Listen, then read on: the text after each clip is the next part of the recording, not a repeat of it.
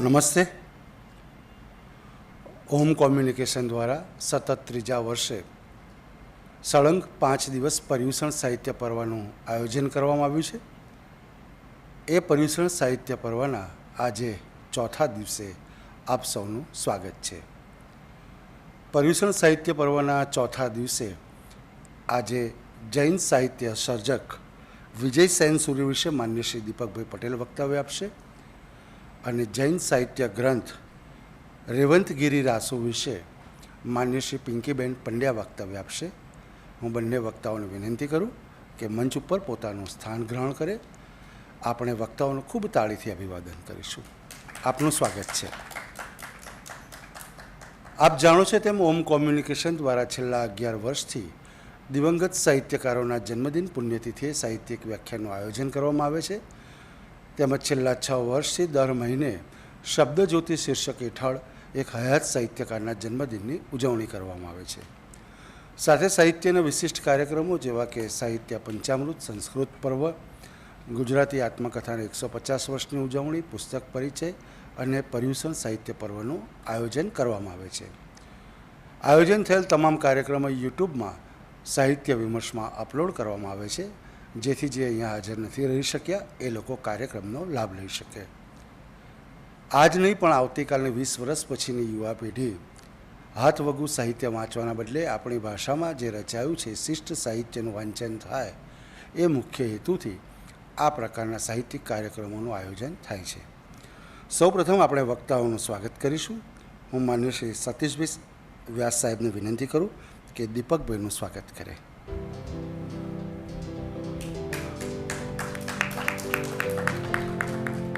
વ્યાસ સાહેબને વિનંતી પિંકીબેનનું પણ સ્વાગત.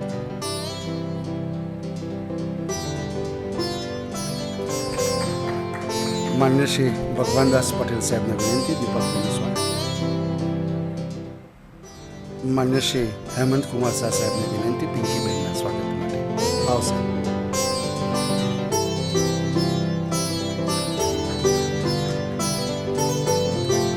આભાર વ્યાસ સાહેબ, આભાર ભગવાનદાસ પટેલ સાહેબ, આભાર હેમંતભાઈ. કાર્યક્રમની રૂપરેખા કંઈક આ પ્રકારે રહેશે. સૌપ્રથમ જૈન સાહિત્ય સર્જક વિજય સેન સૂર્ય વિશે માન્ય શ્રી દીપકભાઈ પટેલ વક્તવ્ય આપશે. ત્યારબાદ જૈન સાહિત્ય ગ્રંથ રેવંતગીરી રાસુ વિશે માન્ય શ્રી પિંકીબેન પંડ્યા વક્તવ્ય આપશે. બંને વક્તાઓના વક્તવ્ય વચ્ચે સંચાલકની કોઈ ભૂમિકા રહેશે નહીં, જેની ખાસ નોંધ લેવા વિનંતી. વક્તાના વક્તવ્ય પહેલાં અને વક્તવ્ય બાદ વક્તાનું આપણે ખૂબ તાળીથી અભિવાદન કરીશું એવી નમ્ર વિનંતી છે. તો માન્ય શ્રી દીપકભાઈ પટેલ સાહેબને વિનંતી, આપ આવો અને વક્તવ્યનો પ્રારંભ કરો. સ્વાગત છે સર. સર્વેને નમસ્કાર. ઓમ કોમ્યુનિકેશન દ્વારા આયોજિત જૈન સાહિત્ય સર્જકો અને પ્રશિષ્ટ કૃતિઓ વિશેની આ વ્યાખ્યાનમાળા અને પર્યુષણ સાહિત્ય પર્વ નિમિત્તે ઉપસ્થિત આપ સર્વેનું હું સ્વાગત કરું છું. આ પ્રકલ્પની વિશેષતા એ છે કે પ્રતિવર્ષે આ જૈન કવિઓ વિશે પર્યુષણના પાવન પર્વે જૈન કવિઓના પ્રદાન અને એમની શ્રેષ્ઠ કૃતિઓની ચર્ચા વિચારણા આ મંચ ઉપરથી આ ઓમ કોમ્યુનિકેશન દ્વારા આયોજિત થાય છે.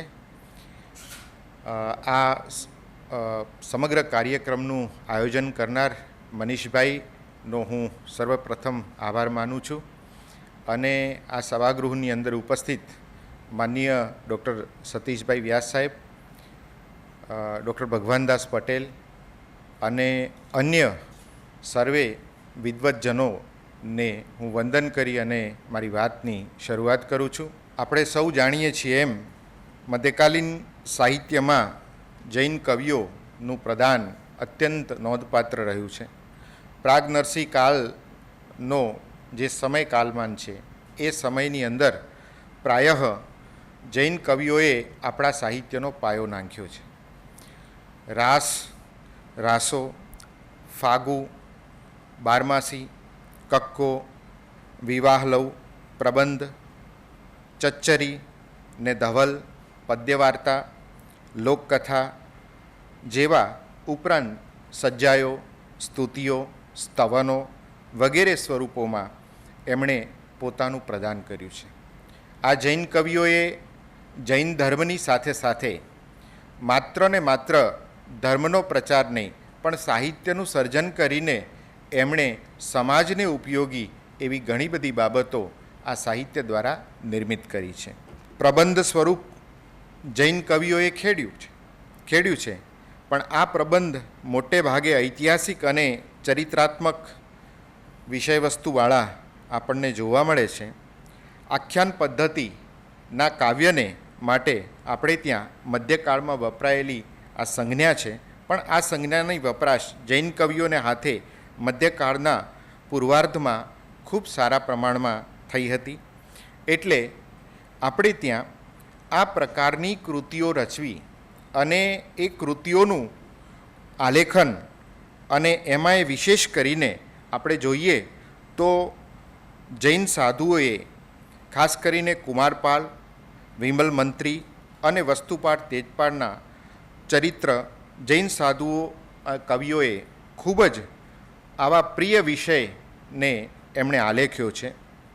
કુમારપાલ પ્રબંધ અને વિમલ પ્રબંધ જેવા નામની સામે સમરા રાસુ, પેથડ રાસ અને વસ્તુપાલ તેજપાલ રાસ જેવા કૃતિ નામો પણ રાસ શબ્દ આ પ્રબંધના પર્યાય તરીકે વપરાયા હોવાનું આપણને જણાય છે. જૈન રાસાનો વિષય પણ પ્રાચીન ધર્મપુરુષો અને સમકાલીન અને પુરોગામી શ્રેષ્ઠીઓના ચરિત્ર તેમજ જૈન ધર્મની દ્રષ્ટિએ નોંધપાત્ર એવા ઐતિહાસિક પ્રસંગોનું આલેખન એમાં થયેલું હતું. એનું કાવ્ય સ્વરૂપ પ્રબંધથી ભિન્ન નહોતું પણ એથી આમ બન્યું હશે એમ આપણે માની શકીએ. આજે મારે આપને જે વિષયની વાત કરવાની છે એ આચાર્ય અને જૈન સાહિત્યમાં જેમનું પ્રદાન નોંધપાત્ર છે એવા વિજયસેન સુરી. મારે આ વ્યાખ્યાનના આરંભે વિજયસેનની વાત કરતાં એક વાત સ્પષ્ટ કરવી છે કે વિજયસેન સુરી નામના બે કવિઓ આપણને મધ્યકાળમાં પ્રાપ્ત થાય છે. પ્રથમ વિજયસેનનો સમયકાળમાન એ પ્રાગનરસિંહ કાળનો છે અને દ્વિતીય વિજયસેન સુરી સમાન નામવાળા એ વિજયસેન સુરીનો સમયકાળમાન છે એ નરસિંહથી દયારામનો એટલે 16મી સદીનો સમયકાળમાન છે.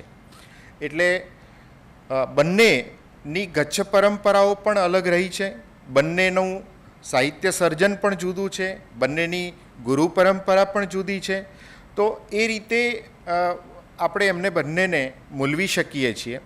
તો વિજયસેન સુરીની જો હું વાત કરું જેની મારે ચર્ચા કરવાની છે એ વિજયસેન સુરી નાગેન્દ્ર ગચ્છના મૂળ સાધુ હતા અને જે દ્વિતીય વિજયસેન સુરી છે એ તપ ગચ્છના સુરી હતા. અને આમ બંનેનું સાહિત્ય સર્જન, બંનેની ગુરુ પરંપરા અને બંનેના કાર્યો ભિન્ન ભિન્ન સમયમાં રહ્યા છે.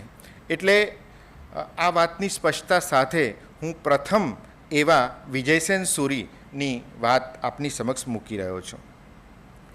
વિજયસેન સુરીના વિશે મારે જ્યારે ચર્ચા કરવાની છે ત્યારે આમ તો સામાન્ય રીતે એમના જન્મથી માંડી અને આ વાત મારે મૂકવી જોઈએ, પણ જે સંશોધનાત્મક દ્રષ્ટિએ મારે આ વાત કહેવી હોય તો એ સ્પષ્ટ છે કે વિજયસેન સુરીના જન્મ વિશેની, એમના બાળપણ વિશેની,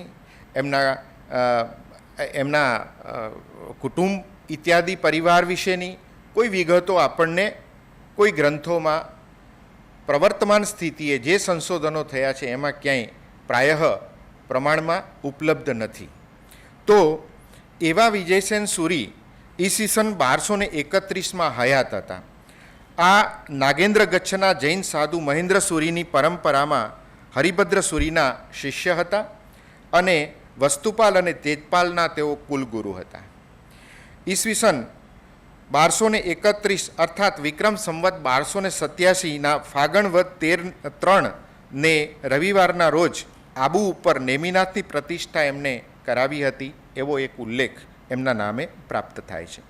અપભ્રંશ કડવમ, જેને આપણે કડવા નામ આપીએ છીએ, તો એ કડવા કરતાં દેશીબદ્ધ કડવાને વધુ મળતા 4 સુગેય કડવા અને 72 કડીમાં રચાયેલ આ ઉત્તમ કૃતિ ગિરનારના મંદિરો વગેરેનો ઐતિહાસિક દ્રષ્ટિએ એ ઉપયોગી એવી માહિતી આ કવિએ આપણને આપી છે. અને મુખ્યત્વે રેવંતગીરી રાસુના કર્તા તરીકે વિજયસેન સુરી ખૂબ જાણીતા છે. આ રચના વિશે વિજયસેન સુરીએ બૃહદગચ્છના શ્રી પદ્મસુરીની સાથે રહી અને આષાઢકૃત, વિવેક મંજરી પર બાલદેવ રચિત ટીકા વગેરેનું સંશોધન પણ એમણે કર્યું હતું. એટલે આ રીતે જોઈએ તો જેમના જીવન વિશે પ્રમાણમાં અલ્પતમ માહિતી મળે છે એવા આ કવિ છે. પ્રમાણમાં હજુ એટલું બધું સંશોધન આ કવિ વિશે થયું નથી, પણ ભોગીલાલ સાંડેસરાએ જે કામ કર્યું છે અને એ કામની અંદર ખાસ કરીને મહાઅમાત્ય વસ્તુપાલકા સાહિત્ય મંડલ और संस्कृत साहित्य में उसकी देन નામે જે હિન્દી અનુવાદ મળે છે એ ગુજરાતીમાં પણ છે અને અંગ્રેજીમાં પણ છે. ત્રણેય ભાષાઓમાં એમણે 1953માં આ ગ્રંથ પ્રકાશિત કર્યો છે. અને એમાં વસ્તુપાલના સાહિત્ય મંડળના કવિ તરીકે અને કુલગુરુ તરીકે એમનું કાર્ય એ નોંધપાત્ર રહ્યું છે. ને એ નિમિત્તે જે ટાંચણો આપણને પ્રાપ્ત થાય છે એના આધારે હું આ વિજયસેન સુરીના જીવન વિશેની વિગતો આપની સામે મૂકવા ધારી છે. હવે બીજી એક કેટલીક પૂરક વિગતો એની સાથે હું આમે જ કરું તો વિક્રમ સંવત 1288માં ગિરનાર પર્વત ઉપર વસ્તુપાલે કરાવેલા અનેક જીન પ્રતિમાઓની પ્રતિષ્ઠા એણે કરી હતી અને તેના શિષ્ય ઉદયપ્રભ સૂરીએ, જે એના સમકાલીન અને સમવયસ્ક પણ હતા, જે વિજયસેન સુરીના શિષ્ય છે, મુખ્ય શિષ્ય તરીકે જેમનું નામ છે, તો એમને લખેલા ધર્માભ્યુદય એટલે સંઘપતિ ચરિત જેવું એક મહાકાવ્ય રચ્યું છે. અને એ મહાકાવ્યની અંદર એમનો ઉલ્લેખ થોડે ઘણે અંશે એમણે કર્યો છે. જૈન ગુર્જર કવિઓ ભાગ 1ના પૃષ્ઠાંક 8 ઉપરની આ વિગતો છે.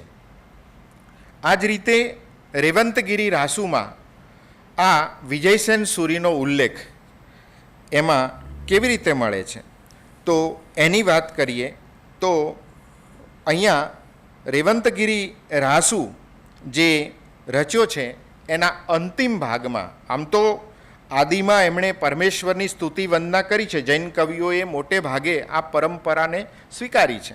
તમામ પ્રકારના સ્વરૂપોમાં આ રીતે થયું છે. તો રેવંતગીરી રાસુમાં આદિમાં જે એનું મંગલાચરણ કર્યું છે કવિએ, અને એ મંગલાચરણમાં એ કહે છે કે પરમેશ્વર તિથ્યે સરહ પય પંક્ય પણ મેવી ભણીસુ રાસુ રેવંત ગીરે અંબિક દેવી સુમ રેવી ગામાગર પૂર્વણ ગહણ સરી સરવરી સુપ એસુ દેવભૂમિ દિશી પશ્ચિમ મહ મણહરુ સોરઠ દેસુ. આ સૌરાઠ પ્રદેશની અંદર જે ઉત્તમ ભૂમિ છે, જે મનોહારી છે એવી ભૂમિ એવા આ રેવંતગીરી રાસુ એટલે રૈવતક પર્વતનું એમાં વર્ણન એમણે કર્યું છે. એટલે એને પણ એ યાદ કરે છે. સ્થળ વિશેષની પણ મહિમા કરીને આ રીતે આરંભ આદિની શરૂઆત કરી. અંતમાં એ ઉલ્લેખે છે રંગીહી એ રમઈ જો રાસુ સિરી વિજય સેણી સુરી નિમજા વ્યુસે નેમી વીણું તુસઈ તાસુ અંબિક પૂરઈ મણી રલીએ. આમ કરી અને 20મી કડીમાં એમણે પોતાનો એક પરિચય નામજોગ આ વિજયસેનનો મળે છે. પ્રશ્ન એ છે મિત્રો કે આવા વિજયસેન સુરીની જે વિગતો છે એ વિગતો આપણને અલ્પપ્રાય મળે છે. એટલે એક અભ્યાસુ તરીકે મને એવો પ્રશ્ન પણ થાય છે આ બાબતે કે જૈન સાધુઓ પ્રાયઃ વિરક્ત હતા, વિરક્તિમાં માનતા હતા, એટલે વિતરાગ ધર્મને પાળનારા હતા. પણ એ જૈન કવિઓની એક બીજી વિશેષતા એ પણ રહી હોય કે નામ અને કીર્તિનો મહિમા એમણે ક્યાંય કર્યો ન હોય. એટલે બની શકે કે વિજયસેન સુરી આવા પોતાના નામ કીર્તનથી અલિપ્ત રહ્યા હશે એવો પણ એક મત ગણી શકાય. કારણ કે નહીં તો આવડા મોટા સર્જકનું, જેમના શિષ્યોની પરંપરા પણ મોટી છે, જેમના ગુરુ પણ હરિભદ્ર સુરીનું નામ અને એમના વિશેની અનેક વિગતો જે આપણે હમણાં જ જોવાના છીએ, જો એમના શિષ્ય પણ ખૂબ કદાચ એ પોતાના નામને ક્યાંય આગળ કરતા નથી. એટલે એ પ્રકારનું એ ચરિત્ર હશે વિજયસેનનું એમ આપણે અનુમાની શકીએ છીએ. મહાઅમાત્ય વસ્તુપાળનું સાહિત્ય મંડળમાં 8મા ક્રમે વિજયસેન સુરી હતા. આમ તો 15થી 16 જેટલા એમના સાહિત્ય મંડળના મુખ્ય કવિઓ છે, પણ એમાં 8મા ક્રમે વિજયસેન સુરીનો ઉલ્લેખ ભોગીલાલ સાંડેસરાએ કર્યો છે. અને એનો આખો એક ઐતિહાસિક જે ગ્રાફ બતાવ્યો છે, આલેખ બતાવ્યો છે, એમાં 8મા ક્રમને એમનું સ્થાન મૂક્યું છે. અને વિજયસેન સુરી વસ્તુપાલના કુલગુરુ હતા, જે આપણે આગળ વાત કરી. તો એમના શિષ્ય એટલે વિજયસેનના શિષ્યએ ધર્માભ્યુદય જે મહાકાવ્યની રચના કરી, એ મહાકાવ્યના પહેલા સર્ગના 14મા શ્લોકની અંદર એમણે એક પંક્તિમાં ઉલ્લેખ કર્યો છે વિજયસેનનો. તો એ શું છે? તો એ આ પ્રકારનો ઉલ્લેખ છે કે જિયાદ વિજયસેનસ્ય પ્રભોઃ પ્રાતિભ દર્પણ પ્રતિબિંબત બિંબત આત્મા યત્ર પશ્યતિ ભારતી. એટલે એવું વિશિષ્ટ રૂપની કલ્પના એમણે કરી છે એમના, કે આખા ભારતના જ્ઞાનનું જાણે કે રૂપક આપીને એ આ રીતે એને પ્રદર્શિત કરે છે. બીજા સોમેશ્વર નામના કવિ છે, અને સોમેશ્વર નામના કવિએ કીર્તિ કૌમુદી નામના ગ્રંથના પ્રથમ સર્ગના 23મા શ્લોકમાં જે ઉલ્લેખ કર્યો છે તે આ પ્રમાણે છે: મુનેર વિજય સેનસ્ય સુધા મધુરયા ગિરા ભારતી મંજુ મંજી રસસ્વરોપી પુરુષી કૃતઃ એમ કહ્યું છે. તો આ રીતે જુદી જુદી કૃતિઓમાં માત્ર ને માત્ર નામોલ્લેખ મળતા આ કવિ છે. એટલે જેમને પોતાના નામ માટે કોઈ કીર્તિ, નામની કીર્તિ કમાવા પાછળ જેમણે પોતાનું કોઈ પ્રદાન અથવા પોતાની કોઈ લાલસા નહીં રાખી હોય, એમ આપણે આના ઉપરથી પ્રતીત થાય છે. વિજયસેન સુરી નાગેન્દ્ર ગચ્છના આચાર્ય હતા અને વસ્તુપાળના પિતૃપક્ષના કુલગુરુ હોવાને કારણે વસ્તુપાલે બંધાવેલા મંદિરોમાં મૂર્તિઓની પ્રતિષ્ઠાઓના મહોત્સવો વિજયસેન સુરીના કળકમરોથી થયેલા હતા.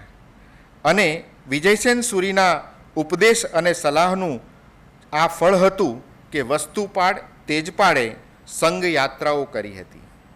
એટલું જ નહીં, ગ્રંથ ભંડારો સ્થાપિત કર્યા હતા અને મંદિરોનું નિર્માણ કર્યું હતું. આપણે વિગતે પાછળથી એની બધી વિગતો જોવાના છીએ એટલે ખ્યાલ આવશે. પણ માત્ર જ્યારે જે ચરિત્રની વિગતો પ્રાપ્ત ન થતી હોય ત્યારે અન્ય વિગતોને આધારે વિજયસેનના વ્યક્તિત્વને આપણે જોવું પડે, એ સ્વાભાવિક છે. હવે આ વિજયસેન સુરી, મેં કહ્યું તેમ કે એમના જન્મનો કોઈ નિશ્ચિત સમય કાલમાન કે એ ક્યારે જન્મ્યા, ક્યારે દીક્ષા લીધી વગેરે તો કોઈ બાબતો આપણને પ્રાપ્ત થતી નથી અધિકૃત રીતે. તો આ વિજયસેન સુરીના જે એમને જે નગેન્દ્ર ગચ્છની વાત છે, તો નગેન્દ્ર ગચ્છની જે પટ્ટાવલી છે એ પટ્ટાવલીની અંદર કેટલીક વિગતો આપણને મળે છે. એમાં નાગેન્દ્ર ગચ્છની ગુરુ પરંપરામાં વિજયસેનના શિષ્ય શ્રી ઉદયપ્રભ સુરીએ ધર્માભ્યુદય મહાકાવ્યની પ્રશસ્તિમાં અને ઉપદેશમાળાની પોતાની ટીકાના અંતમાં એ ઉલ્લેખ કર્યો છે. બીજું, ઉદયપ્રભ આ પટ્ટાવડીના પ્રારંભક આચાર્ય મહેન્દ્ર સુરીથી એનો ઉદ્ભવ કર્યો છે અને તેઓ આગમોના મહાન પંડિત અને ન્યાયશાસ્ત્રમાં ખૂબ જ પારંગત હતા. તેમના શિષ્ય શાંતિસુરી હતા અને જેમણે દિગંબરોને શાસ્ત્રાર્થમાં પરાજિત કર્યા હતા. અને તેમના બે શિષ્ય હતા, આનંદસુરી અને અમરચંદ્રસુરી. આ બંને ધર્મરૂપી હાથીના બે દાંત સમાન અને સાહિત્યના અગાધ સાગરમાં મંદરાચલ પર્વત સમાન હતા. તેઓએ બાળપણમાં જ પ્રતિવાદી તાર્કિકોને પરાજિત કરી દીધા હતા અને આથી સિદ્ધરાજ જયસિંહે તેમને સિંહ વ્યાઘ્ર શિશુકૌ એવું ઉપનામ આપ્યું હતું. અને આ ઉપરાંત હરિભદ્ર સુરી થયા અને એ હરિભદ્ર સુરી કે જે વિજયસેન સુરીના ગુરુ છે. તો આ હરિભદ્ર સુરી પોતાના અગાધ જ્ઞાનને કારણે કલિકાલ ગૌતમ કહેવાયા અને તેમના શિષ્ય હતા તે વિજયસેન સુરી, જેમની વાણી સંસાર સ્થિતિને વહીને મેઘવારીના સમાન હતી.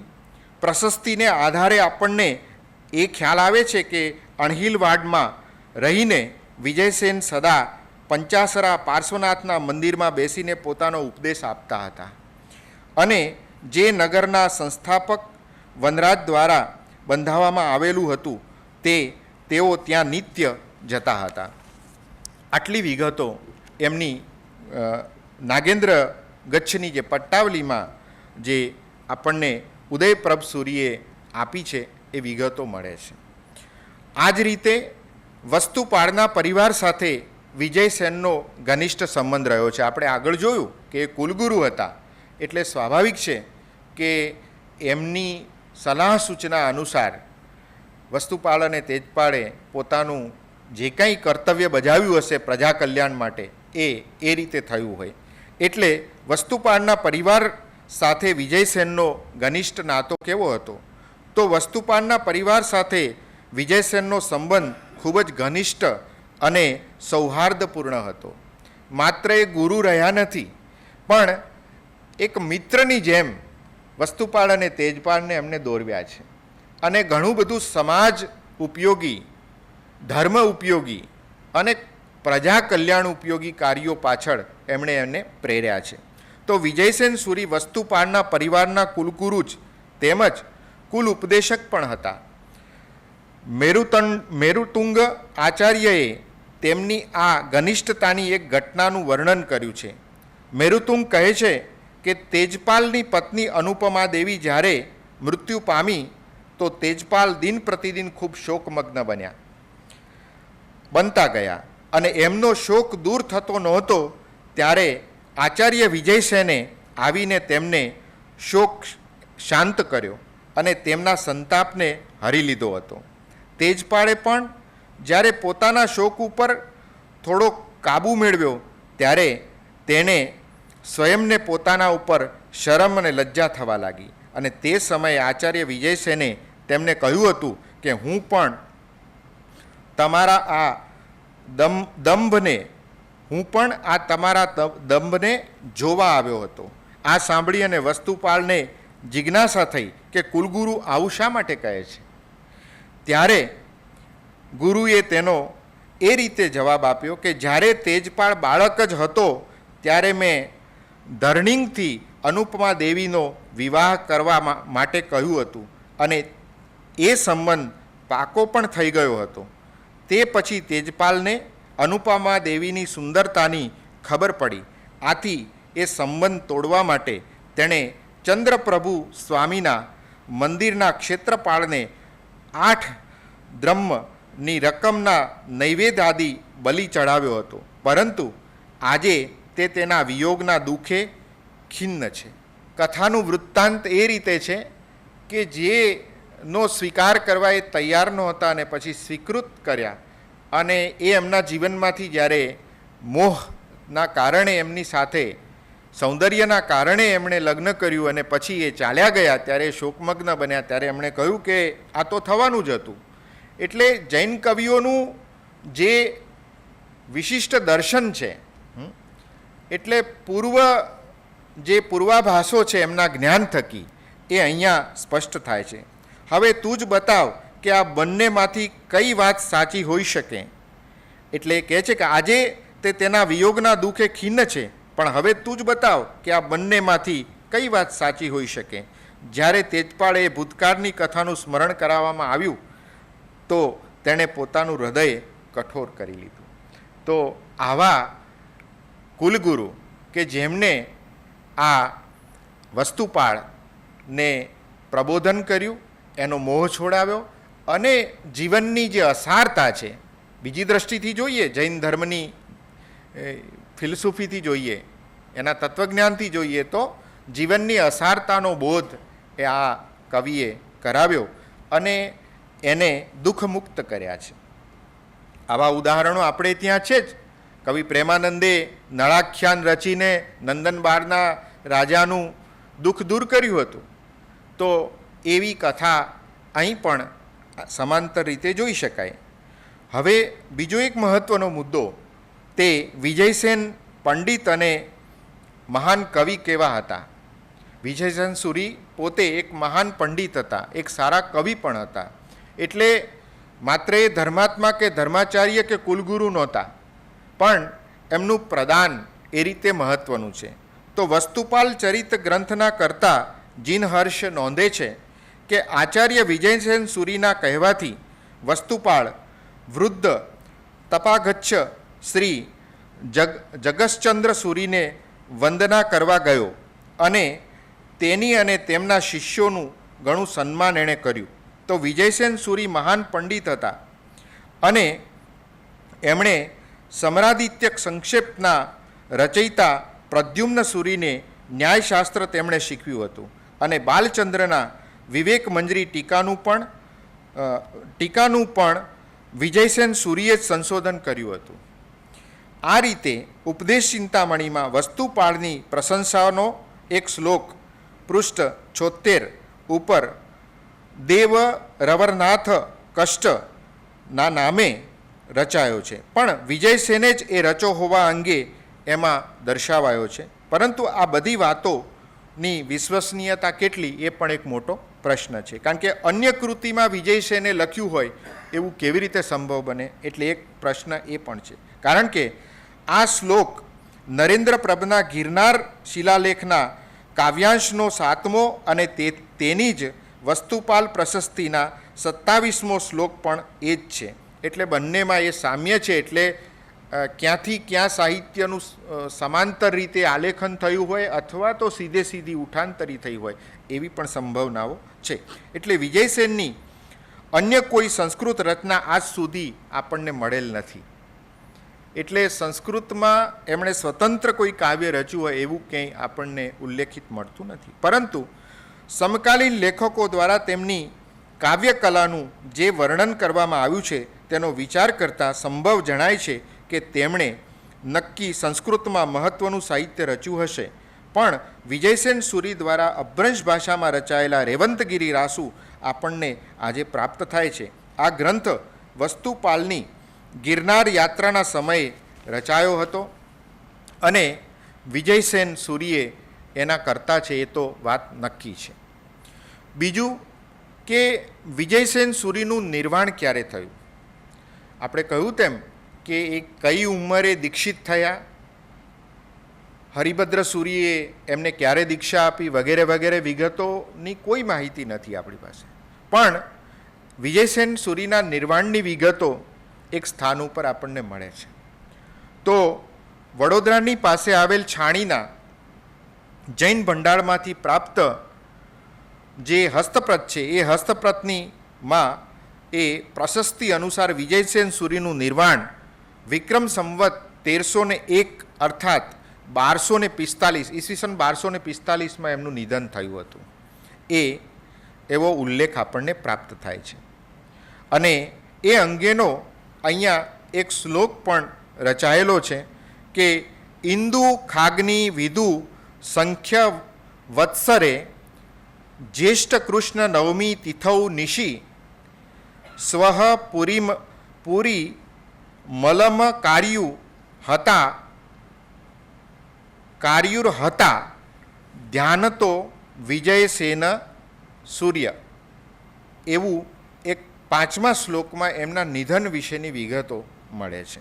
તો આ પ્રત નાગેન્દ્ર ગચ્છના કોઈ સાધુ દ્વારા લખાયેલી છે, કારણ કે પ્રતમાં પાછું એણે કોઈ ઉલ્લેખ આપ્યો નથી કે એના રચયિતા કોણ છે, પણ એક પ્રત છે એ પ્રતમાંથી આ વિગત મળે છે. તો આ કારણે આ પ્રશસ્તિમાં કે એ ગચ્છ કે એ સાધુઓ કે મહેન્દ્ર સૂરીથી આરંભી અને ગુરુ પરંપરાનું આ કાવ્યો દ્વારા આપવામાં આવેલી એ વિગતો છે એમાં, અને એમાં આ વિજયસેન સૂરીના નિર્વાણની વિગત એક 5મા શ્લોકની અંદર કવિએ લખી છે. એનો રચયિતા તો ને એનો પોતાનો ઉલ્લેખ કર્યો નથી. તો આ રીતે આ માહિતી મુજબ તિથિ ઉપર વિશ્વાસ કરી શકાય તેમ છે, કારણ કે 1231માં રેવંતગીરી રાસુ મળે છે, એટલે 1245માં એમનું ઈસવીસન 1245માં એમનું નિધન થયું હોય એ સ્વાભાવિક છે. વિજયસેન સૂરીના શિષ્ય એ ઉદયપ્રભ સૂરી છે. તો આ ઉદયપ્રભ સૂરીની ઉંમર, કારણ કે એક મહત્ત્વની વાત અહીંયા કહેતા મને આનંદ થાય કે જો ઉદયપ્રભ સૂરીના સાહિત્યને જો આપણે ઉકેલીએ અથવા એને પ્રાપ્ત કરીએ તો સંભવ છે કે વિજયસેન સૂરીના જીવનની ઘણી બધી વિગતો આપણને હજી ઉપલબ્ધ થવા સંભવ છે. પણ એ જે ગ્રંથાગારોમાં હશે ત્યાંથી આપણે પ્રાપ્ત કરવી પડે, અને પ્રાપ્ત કરીને એના આધારે એનો અભ્યાસ કરીને આપણે એને વધારે સઘન અભ્યાસમાં મૂકી શકીએ એવી સ્થિતિ છે. પણ આ ઉદયપ્રભ સૂરી જે વિજયસેન સૂરીના મુખ્ય શિષ્ય હતા અને એ વસ્તુપાલથી ઉંમરમાં ઘણા નાના હતા, અને વિજયસેન સૂરીના શિષ્યોમાં મુખ્ય ઉદયપ્રભ સૂરી એ એમના પટશિષ્ય હતા એમ કહેવાય છે. અને આ ઉદયપ્રભ સૂરીની મુખ્ય કૃતિ ધર્માભ્યુદય મહાકાવ્ય યાને કે સંગપતિ ચરિત નામની રચના છે, અને એમાં આ બધા ઉલ્લેખો પ્રાપ્ત થાય છે.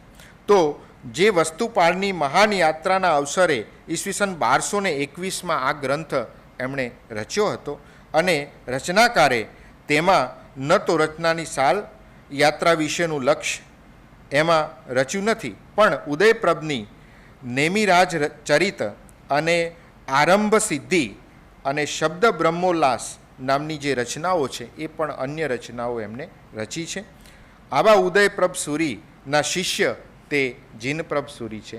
તો આ રીતે એ શિષ્ય પરંપરા પછીથી પણ ચાલતી રહી છે.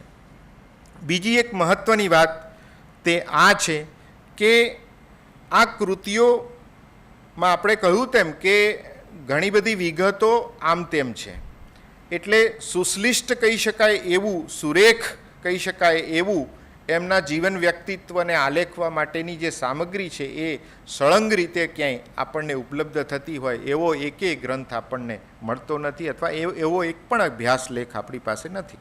પણ આ યુગની જે ગેય કવિતા અને રોચકતા છે એમાં એને જોતા કૃતિ વિશે જે જૈનાચાર્યોએ આપણને જે કંઈ વિગતો આપી છે એ વિગતો જોતાં વિજયસેન સૂરી એમણે વસ્તુપાલ અને તેજપાલના એક ગુરુ તો હતા, અને એમણે રેવંતગીરી રાસુમાં જે વિગતો આપી છે એ વિગતો પણ નોંધપાત્ર છે. આપણે હમણાં જ વાત કરી કે એના ઉલ્લેખો આપણે જોયા, અને એ વિગતોને આપણે પુનરાવર્તન ન કરીએ, પણ મારે એમાંથી કેટલીક વાતો આપને કહેવી છે. તે એ છે કે નાગેન્દ્ર ગચ્છના મહેન્દ્ર સૂરીના એ શિષ્ય અને તેના શાંતિસૂરી, અને શાંતિસૂરીમાંથી પછી ક્રમિક રીતે હરિભદ્ર મહત્ત્વનું નામ, અને એ પછી વિજયસેન એમના શિષ્ય. એ વારંવાર મારે એટલા માટે કહેવું પડે કે જુદી જુદી રીતે એને જોવું પડે એમ છે. તો વસ્તુપાલ, તેજપાલ, ગિરનાર, આબુ, તારંગા વગેરેના દેરાસરો, જૈન પ્રતિમાઓ બનાવી એના સ્થાપત્યો કર્યા, અને એ બધામાં પ્રેરક અને ચાલક બળ તરીકે કોઈ હોય તો તે વિજયસેન સૂરી હતા, કારણ કે એમની પ્રેરણાથી એમણે આ બધી કામગીરી કરી છે. હવે જે મારે બીજો મહત્ત્વનો દોર શરૂ કરવો છે આપને આ વ્યાખ્યાનનો, તે એ છે કે વસ્તુપાલ તેજપાલ રાસ નામે લગભગ 7 રચનાઓનો એક સંપુટ ડૉક્ટર બળવંત જાનીએ સંપાદિત કર્યો છે અને એમાં જે કેટલીક વિગતો આપણને મળે છે, કારણ કે જુદા જુદા કવિઓએ જુદા જુદા સમયે આ વિષય વસ્તુથી આકર્ષાઈને એમના કરેલા કાર્યોને, એટલે વસ્તુપાલ તેજપાલના જે કાર્યો છે એ કાર્યોથી પ્રભાવિત થઈને એમણે કેટલુંક સાહિત્ય રચ્યું છે. તો એમાં લક્ષ્મી સાગર સુરી નામના એક કવિ છે. બધી 7 કૃતિઓની વાત કરવાનો કોઈ અવકાશ જ નથી અહીંયા, પણ 2 કૃતિઓની થોડીક વાત મારે આપને કહેવી છે જે નોંધપાત્ર છે, જેમાં વિજયસેનનો સંદર્ભ અને એમના ગુરુ હરિભદ્રનો સંદર્ભ જેમાં આવે છે એ વાત મારે આપની સામે કહેવી છે. તો લક્ષ્મી સાગર સુરીકૃત વસ્તુપાલ તેજપાલ રાસની 8મી કડીમાં હરિભદ્ર સુરી ઇમ કિહવું એ એહની કુખઈ રયણ બે અપુત્ર અછઈ ભલાએ શશી સુર સમાણ કુંવર લેવા કરઈ ઉપાય મંત્રી ગુરુ નહીં વયણી પઢય જીણેસર આદિનાથી જે કીધીવું ઈણઈ. મહામાત્ય વસ્તુપાલ તેજપાલ રાસ જીવન કાર્ય અને રાસકૃતિઓ જે બળવંતભાઈએ સંપાદિત કર્યું છે એમાંથી આ મેં પંક્તિ લીધી છે અને એમાં એક વાત આવે છે અને તે વાત એ છે કે વસ્તુપાલના ચરિત્રને સ્પર્શતી કેટલીક વિગતો અહીંયા મૂકી છે, પણ આ કથાનકમાં એક બીજો તંત જોડાય છે જે વિજયસેનના જીવન સંદર્ભ અને હરિભદ્રના જીવન સંદર્ભને જોડે છે. તે એ છે કે મૂળ કથા તો ઘણી લાંબી કહેવાય છે અને આના વિશેના બીજા અન્ય વિગતો પણ મળે છે જે લાંબી છે, પણ હું ટૂંકમાં અહીંયા સમયની મર્યાદા અને કેન્દ્રમાં રાખીને વાત કરું તો વસ્તુપાલના આ ચરિત્રને સ્પર્શતી જે વિગતો છે એ છે કે અહીંયા વિધવા માતા કુંવરદેવીની જે વાત છે અને તેનું પુનર્લગ્નની ઘટનાનો એક પ્રસંગ છે અને એનું નિરૂપણ થયેલું છે. વિધવા કુંવરી દેવી જેનું નામ છે કુંવરદેવી, કોઈ જગ્યા ઉપર કુંવરદેવી છે ને કોઈ જગ્યા ઉપર કુંવરી દેવી નામ છે. તો આ વિધવા કુંવરી દેવી એ હરિભદ્રની ધર્મસભામાં બેઠેલા હતા. હવે એ બેઠા બેઠા વ્યાખ્યાન સાંભળતા હતા, એટલે ધર્મનું પ્રબોધન સાંભળતા હતા અને એ વખતે હરિભદ્રની નજર સતત એ વિધવા કુંવરી દેવી ઉપર જતી હતી. હવે આ વખતે ત્યાં બેઠેલા એક શ્રેષ્ઠી જેમનું નામ છે આશરાજ, જેમનો સંબંધ વસ્તુપાલ તેજપાલ સાથે છે. તો એ આશરાજ નામના આ વણિક છે એ ગુરુદેવને પૂછે છે હરિભદ્રને કે તમે આ રીતે વારંવાર પેલી એક સ્ત્રી, આપ તો સાધુ છો અને વારંવાર કોઈ સ્ત્રીની સામે શા માટે જોયું તમે? તો એ વિશે તમે મને એનું રહસ્ય સમજાવો. એટલે ગુરુદેવ આપની નજર વારંવાર પેલી કુંવરી દેવી તરફ સતત જતી હતી, એનું રહસ્ય મને સમજાવી દો. તો ગુરુએ એને સમજાવ્યું કે એ કુંવરીની કુખે સૂર્ય અને ચંદ્ર સમાન 2 રત્નપુત્રો અવતરશે. જુઓ, એટલે જૈન સાધુઓનું જે દુરંદેશીપણું છે, ખાલી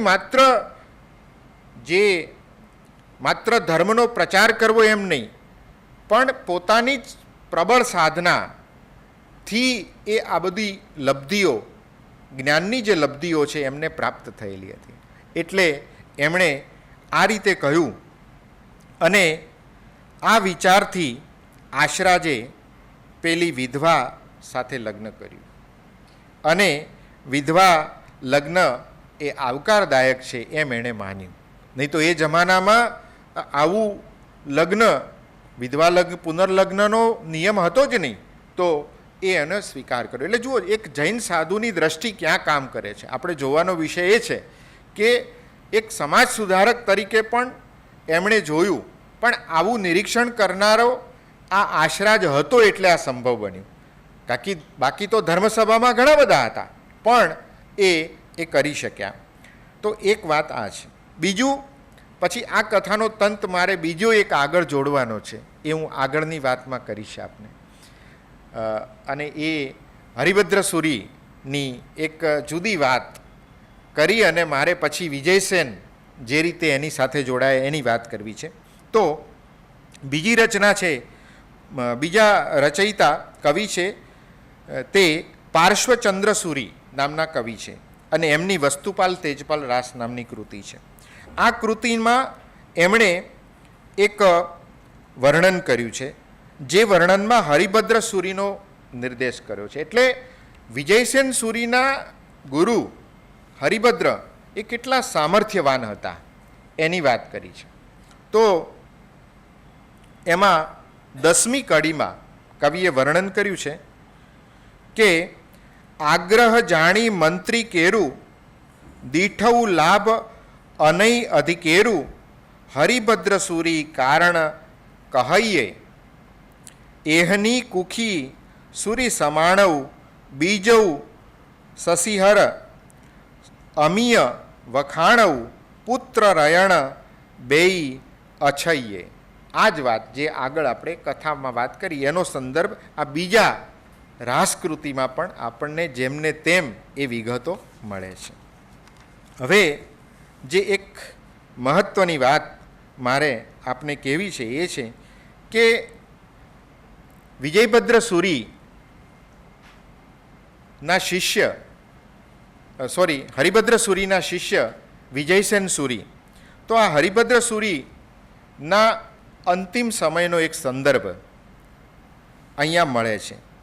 આપણે ત્યાં વસ્તુપાલ તેજપાલ રાસ ની કૃતિઓની તો વાત થઈ છે, પણ વસ્તુપાલ અને તેજપાલના ચરિત્ર વિશે સ્વામી સચ્ચિદાનંદ એક પુસ્તક લખ્યું છે અને એ પુસ્તકમાં આ એમણે સંદર્ભ સુંદર રીતે જોડ્યો છે કે પાટણમાં આચાર્ય હરિભદ્ર સુરીજી શિષ્યોના સમૂહ સાથે પધાર્યા હતા અને સુરીજી હવે વૃદ્ધ થઈ ગયા હતા અને કાયમી માંદગીમાં સપડાઈ ગયા હતા. સાધુ જીવનની વૃદ્ધાવસ્થા અને માંદગી બહુ દુઃખદાયક હોય છે અને એ કારણે મોટે ભાગે કોઈ સેવા કરનારું હોતું નથી સાધુઓની. પણ જો સાધુ પ્રભાવહીન હોય તો ઔષધિઓ વગેરે પણ એના માટે પણ લાચારી રહે. પણ હરિભદ્ર એવા નહોતા, ખૂબ પ્રભાવશાળી હતા, એટલે એમને એનો લાભ ઘણો મળ્યો છે. એટલે જૈન સંઘે વ્યાવચ્ચ માટે પૂરી વ્યવસ્થા કરી હોય છે, પણ લાગણીભર્યા સેવકો ક્યાં હોય? તો અહીંયા હરિભદ્રને એવા લાગણીભર્યા સેવકો પણ પ્રાપ્ત થયા છે અને એવા સેવક એટલે એમના શિષ્ય એટલે વિજયસેન સુરીની જ હું વાત કરી રહ્યો છું. તો આ હરિભદ્ર સુરીજીએ આ બાબતમાં બહુ ભાગ્યશાળી હતા અને વિજયસેન સુરી નામના એમના શિષ્ય હતા અને જે શ્રદ્ધાપૂર્વક ગુરુની સેવા કરવામાં હંમેશા એ ખડે પગે ઊભા રહેતા હતા.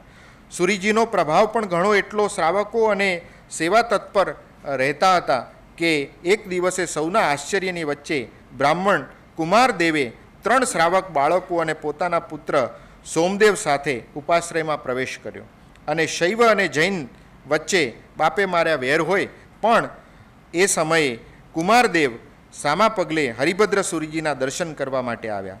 જો જીવનમાં કોઈ મહાન લક્ષ્ય સાધવું હોય તો કડવું એટલે અકડપણું પણ ચાલે નહીં, એટલે આ નમ્રપણું જ ચાલે એમ કુમારદેવે નમ્ર બન્યા અને હરિભદ્રજી વચ્ચે લગભગ મરણ પથારીય હતા. એ સમયે શરીર માત્ર મરણધર્મા હતું એ સમયનો એક પ્રસંગ છે અને એ પ્રસંગ કે એ વયોવૃદ્ધ સ્થિતિમાં હતા ત્યારે કુમારદેવે ખૂબ જ નમ્રતાથી એમને વંદન કર્યા અને મરણ પથારીએ રહેલા આ સાધુને હરિભદ્રજીને વંદન કર્યા. સાધુ દર્શને આવનારા યથોચિત વંદન કરી અને આગળ વધ્યા અને આ ક્રિયા શરૂ થઈ. પણ સુરીજીએ અડધા બેઠા થઈ અને કુમારદેવને આવકાર આપ્યો અને તેમનામાં બહુ વધુ બેઠા થવાની શક્તિ નહોતી, એટલે કુમારદેવે સાથે આવેલા બંને શ્રાવક બાળકોને બતાવીને સુરીજીએ પૂછ્યું કે સાહેબજી આ બાળકોને ઓળખ્યા? સુરીજી ટગર ટગર જોઈ રહ્યા અને કાંઈ ઓળખાણ ન પડી અને વૃદ્ધાવસ્થાનો એ રોગ, વિસ્મૃતિનો પણ રોગ, એ બધું એ ભૂલી ગયા હતા. પણ પછીની આખી જે વાત છે એ વાંચવા લાયક નથી, એટલા માટે કે બધું વૃત્તાંત છે આખું. પણ મારે જે એક વાત મહત્ત્વની કહેવી છે કે વિજયસેન સુરી જે રીતે આ વસ્તુપાલ તેજપાલના ગુરુ તરીકે એમણે જે પોતાનું પ્રદાન કર્યું છે એ અનન્ય અને નોંધપાત્ર છે. શું કામ? તો મૂળ વાત એ છે કે ચંદ્રાવતીના ધરણીંગ શેઠ પોતાની કન્યા અનોપમા સાથે પાટણમાં ઘણું રોકાયા હતા અને એની કથાનું આખું વૃત્તાંત તેમણે આપ્યું છે. પણ વિજયસેન સુરીએ આ બધી ખાતરી કરી લીધી અને તેમણે ગુરુ હરિભદ્રજીની ભલામણ ભૂલાતી નહોતી, કારણ કે એમણે ગુરુએ હરિભદ્રએ વિજયસેનને ભલામણ કરી હતી. કઈ ભલામણ? તો વિજય આ અનોપમાના લગ્ન તેજિંગ સાથે કરાવજે. એટલે જેમ હરિભદ્રએ કુંવરી દેવીનો સંદર્ભ આપ્યો હતો એમ એમણે એની સાથે એને જોડ્યા.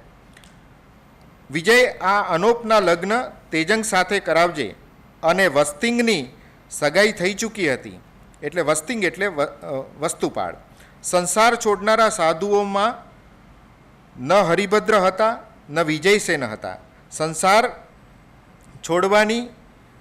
છોડાવીને છોકરા છોકરીઓને પરોપજીવી બનાવવા તેના કરતાં તેમનો ભવ્ય શેઠ શેઠાણી બનાવીને ઉત્તમ શ્રાવક શ્રાવિકા બનાવવાની જીન શાસનનો વધુ વિજય થશે તેવું આ ગુરુ શિષ્ય બરાબર માનતા હતા.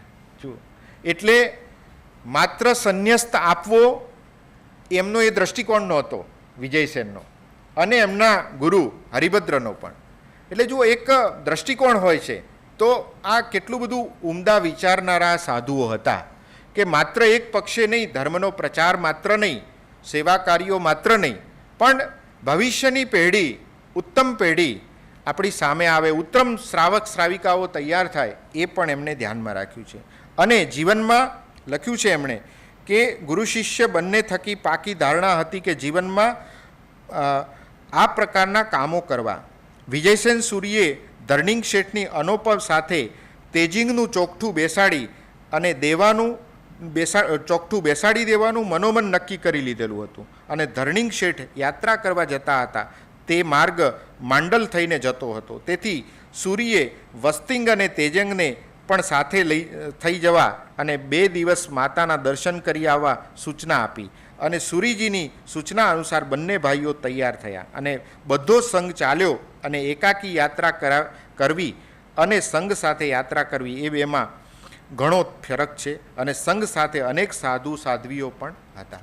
અને આ રીતે તેજપાલનો જે સંબંધ છે એ અનુપમા સાથે એમણે ગોઠવ્યો છે. એટલે એક વિશિષ્ટ પ્રકારનું જે જૈન સાધુઓનું દ્રષ્ટિબિંદુ છે એ પણ અહીં જોઈ શકાય. બીજું એક કે એમણે જે સંસ્કાર આપ્યા, કારણ કે અનુપમા દેવી કે જેણે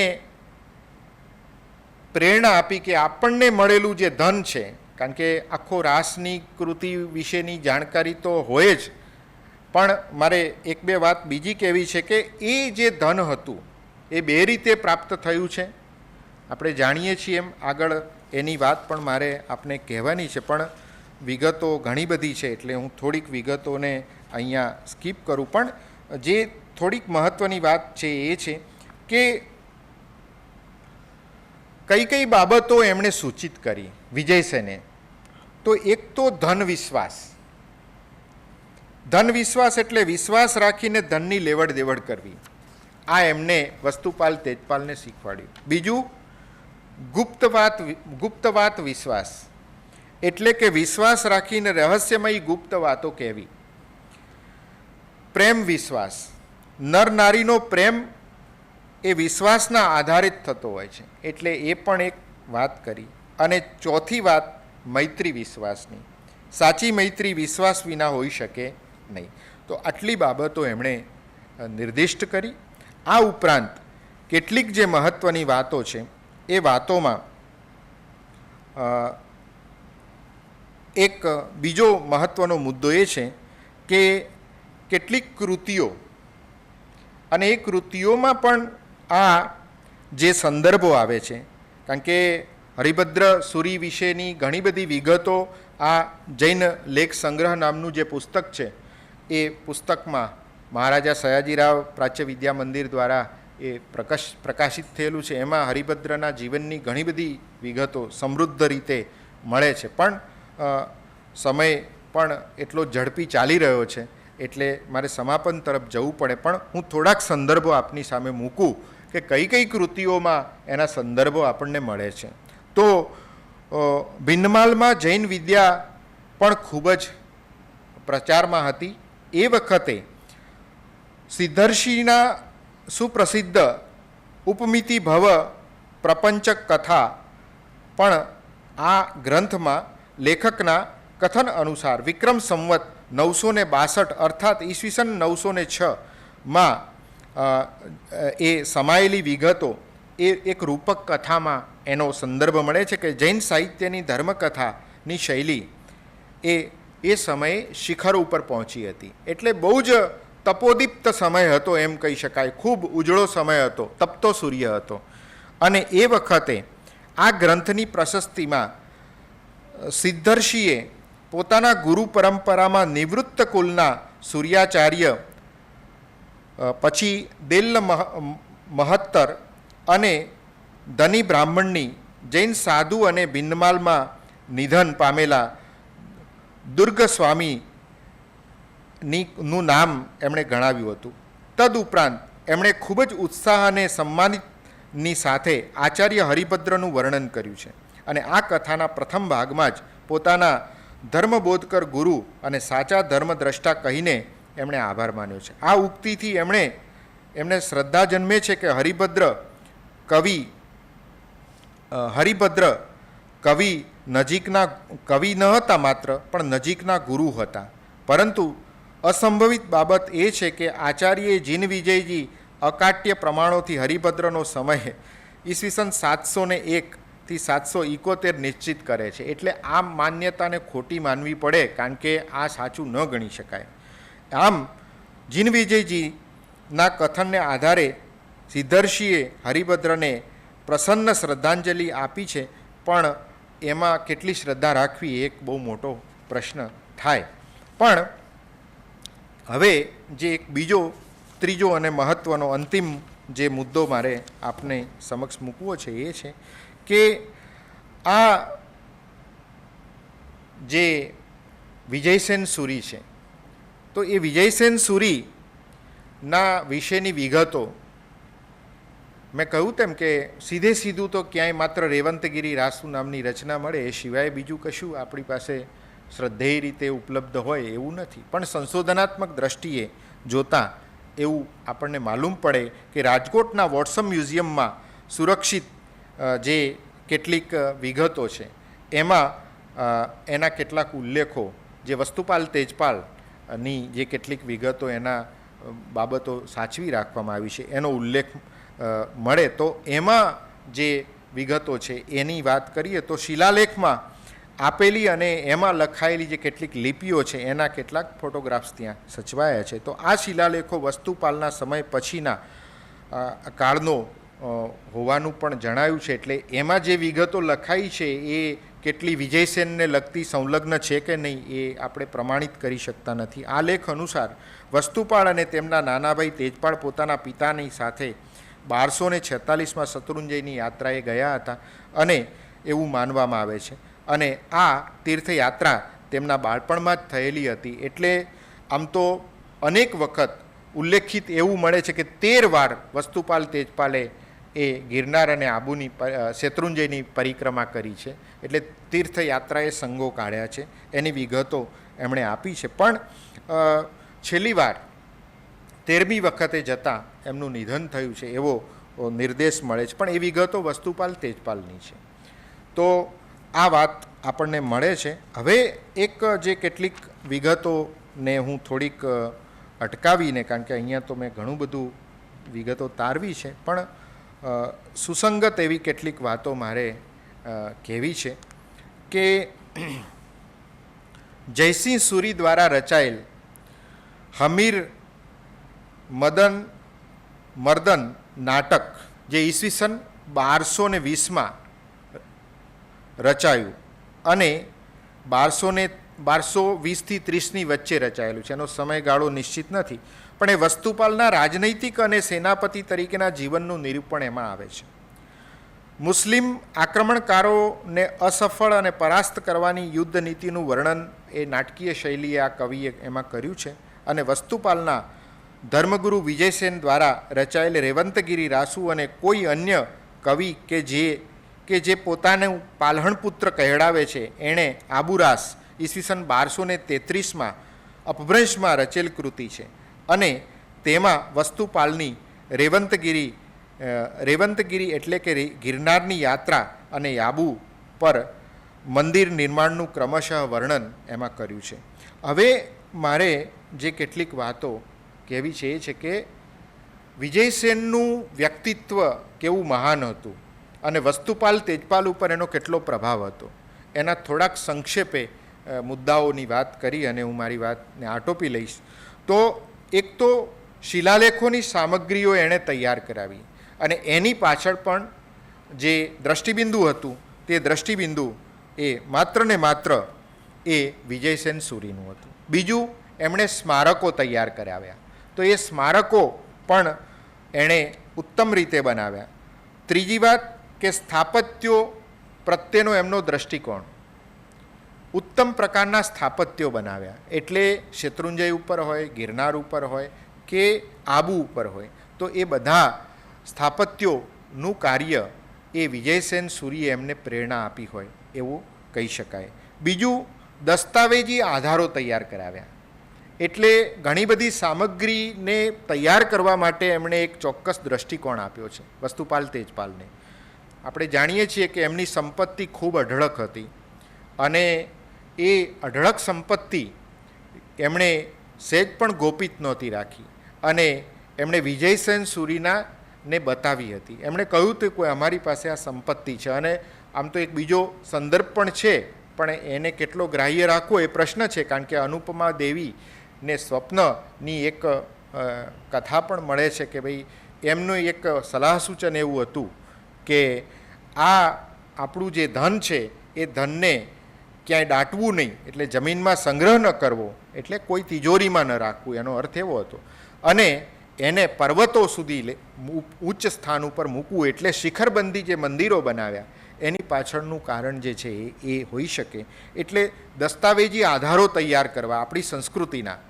બીજું કે એમણે પ્રત્યક્ષ કથન મહિમા કર્યો, કારણ કે સતત વિચરણ કરનારા છે, સંગો કાઢ્યા છે, એટલે એ નિમિત્તે પ્રત્યક્ષ મહિમા અને એનું કથનની પદ્ધતિઓ એમણે વિકસિત કરી.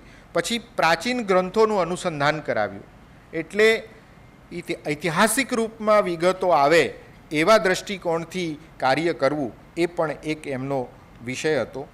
બીજું કે વિજયસેન સૂરીએ માત્ર તપ ન કર્યું, માત્ર વિહાર ન કર્યા, પણ માત્ર સંઘ પ્રબોધના કરી નથી, પણ એમણે સતત એ જુદા જુદા દૃષ્ટિકોણથી એ પ્રેરક બન્યા છે. જુદી જુદી વસ્તુઓ ઉપર એમનું ધ્યાન ગયું છે. એટલે માત્ર તપ કરીને બેસી રહેવું, સામાન્ય રીતે જૈન ધર્મના ઉપાસકો હોય તો એના આવી મુખ્ય કાર્યની જે પ્રણાલી છે એને વળગી રહેતા હોય, પણ વિજયસેન સૂરીનું વ્યક્તિત્વ બહુઆયામી હતું એમ મારે આના ઉપરથી કહેવું છે. એટલે ઘણી બધી બાબતોમાં એ પ્રેરક રહ્યા છે. એમનું જે એક બીજું મહત્ત્વનું પાસું હતું એ માર્ગદર્શનનું માળખું એમણે ઊભું કર્યું હતું કે જુદી જુદા વિષયો ઉપરનું માર્ગદર્શન આપીને વસ્તુપાલ તેજપાલે એમને ખુલ્લો દોર આપ્યો હતો કે અમારે હવે શું કરવાનું. તો એના માટે એમણે વિસ્તૃત રીતે યોજનાઓ બનાવી હતી અને એ યોજનાઓ પણ એના માટે પણ એમનો આધાર રહેલો છે. બીજું કે સમાજ સાથે અનુબંધ, એટલે રાજાનો અનુબંધ સમાજ સાથે હોવો જોઈએ, માત્ર રાજ્ય વહીવટ કરવાનો નથી, પણ એ પણ એમણે કુશળ રીતે એમને શીખવાડ્યું છે. બીજું, શાસ્ત્રોનો અનુબંધ જોડવો, એટલે શાસ્ત્રો સાથે જોડાયેલા રહેવું અને એને અનુસંધિત કરવા એ પણ એક અભિગમ રહ્યો. અને પુણ્યનો પર્યાય કરવો એ પણ એક આશય હતો એમનો. એટલે પુણ્ય બંધાય એવા કાર્યો કરવા, એટલે વિશાળ જ્ઞાનના ઘણા બધા ક્ષેત્રો, એટલે ઇતિહાસ હોય, ધર્મશાસ્ત્ર હોય, શિલ્પશાસ્ત્ર હોય, વનસ્પતિશાસ્ત્ર હોય, તો એ બધા વિષયોને એમણે જોડવાની કોશિશ કરી છે. બીજું કે ઐતિહાસિક વ્યાકરણના એ જનક અને આરંભક ગણાય, કારણ કે એમણે એક વિશિષ્ટ પ્રકારની શૈલી આલેખનની એમણે ઊભી કરી આપી. પોતાના શિષ્યોને એમણે સમકાલીન સમયની અંદર કેટલાકને એમણે પ્રેરણા આપી છે. બીજું કે વસ્તુપાળને પ્રથમે રાજ્યની સોનામહોરો બતાવી અને સંપત્તિની એણે જાહેરાત કરી. એમના ઉપર મોટો વિશ્વાસ મૂક્યો. નહીં તો સામાન્ય રીતે સાધુ ઉપર રાજ્ય કરતા હોય તો એ તો મદાંધ હોય, પોતાને અભિમાન પણ હોય, પણ વસ્તુપાલ તેજપાલ એમની આજ્ઞાનું સતત અનુસરણ કરતા રહ્યા છે. બીજું કે એનો સાત્વિક રીતે ઉપયોગ થાય એવું એમણે શીખવાડ્યું. અને ખાસ તો વાવો બંધાવી. વાવો એટલે માત્ર નગરની વાવો નહીં, પણ નિર્જન સ્થાનોમાં પણ વાવો. જ્યાં માર્ગો હોય, જ્યાં જાહેર માર્ગો હોય, એ માર્ગો ઉપર વાવ બંધાવી અને એ વાવના જે પગથિયા છે એ પણ મોટા રખાવ્યા એમણે, જેથી કરીને કે પશુઓ પણ પાણી પી શકે. માત્ર માનવો નહીં, પણ એ પ્રકારની એમની સંસ્થાપના રહી. તો આ બધા એમના આશયો છે. બીજું એક મહત્ત્વનો આશય એમનો તે કલ્યાણની ભાવના રાખવી, સતત કલ્યાણકારી માનવ સમુદાય વિશે વિચારવું. એમાં ખાસ કરીને ક્રીડાંગણો, ઉપહારગૃહો બનાવ્યા. એ જ રીતે માનવ સેવાના કાર્યો કરવાની એમણે ઊંડો દૃષ્ટિકોણ વસ્તુપાલ તેજપાલને પ્રેર્યો છે, આપ્યો છે. તો આ રીતે એક મહાન પ્રેરક અને વિચારક તરીકે એમની પ્રેરણાથી વસ્તુપાલ અને તેજપાલ આવું ઉત્તમ કાર્ય કરી શક્યા. એટલે ગુરુદેવની આજ્ઞાના સતત તેઓ અનુવર્તક રહ્યા છે. એટલે સતત એમણે એની અનુમોદના કરી છે અને સતત એમણે જે કહ્યું તે સતત કર્યું. અને સંઘ કાઢ્યા છે તો આમ જનતાને પણ જોડી છે. માત્ર સિલેક્ટેડ લોકો નહીં, પણ તમામ પ્રકારના લોકોને ધર્મ સાથે અનુરક્તિ વધે એ આશયથી એમણે કાર્ય કર્યું છે. તો એવું વિજયસેન સુરીનું પ્રદાન જુદી જુદી રીતે, ભલે આપણને સીધી રીતે ક્યાંય પ્રાપ્ત થતું નથી, પણ વસ્તુપાલ તેજપાલની જે રચનાઓ છે, રાસકૃતિઓ છે, એના આધારે આવી વિગતો પ્રાપ્ત થાય છે. કારણ કે કોઈ મહાન વ્યક્તિઓ આટલું મોટું કામ કરતા હોય તો એની પાછળ કોઈની પ્રેરણા તો હોઈ શકે. પ્રેરણા વિના એ સંભવ નથી.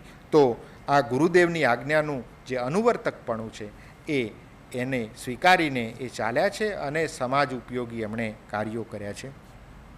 તો આ ઓમ કોમ્યુનિકેશને મને અહીંયા બોલાવ્યો અને વિજયસેન સુરીના જીવન વિશેની જે યત્કિંચિત મેં આપની સાથે વાતો કરી એ વાત કરવા માટેનો આ પર્યુષણના મહાપર્વ નિમિત્તે, આ સાહિત્યના મહાપર્વમાં મને જોડવાનો એક મોકો જે આપ્યો છે, મને જોડ્યો છે, એવા મનીષભાઈનો અને ઓમ કોમ્યુનિકેશનનો અને મારા સાથી વક્તા પિંકીબેન અને આપ સર્વે સુજ્ઞ વિદ્વાનોનો હું આભાર માની અને વિરમું છું. ધન્યવાદ.